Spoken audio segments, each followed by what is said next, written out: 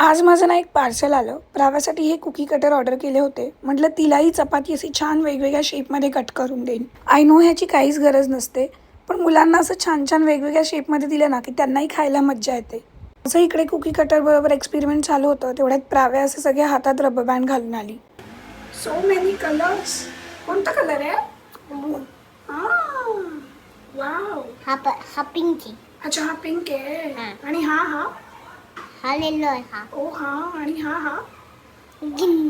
Green. Yes Mamu, ऐक ना, you look so pretty.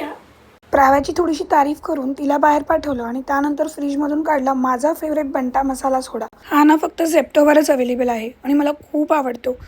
थोड्या वेळाने दुपारचं जेवण वगैरे आवरून आम्ही निघालो डेंटिस्टकडे जायला, कारण आज माझी लास्ट अपॉइंटमेंट होती. मी म्हटलं चला फायनली माझ्या दाताचं दुखणं सगळं काही संपेल.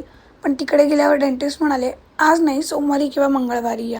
ते ऐकून माझा एवढा मूड खराब झाला ना, पण माझ्या लेकीने मात्र माझा मूड छान केला, छान छान गाणी म्हणून. नेक्स्ट डे होता संडे आणि आमचा छान ब्रेकफास्टमध्ये भुर्जी पावचा मेन्यू होता. प्राव्यासाठी स्क्रॅम्बल एग बनवलं होतं. मस्त ब्रेकफास्ट झाला आमचा. त्यानंतर संध्याकाळी आम्ही जायला निघालो होतो इनाराला भेटायला. त्याआधी प्राव्याची बडबड ऐका.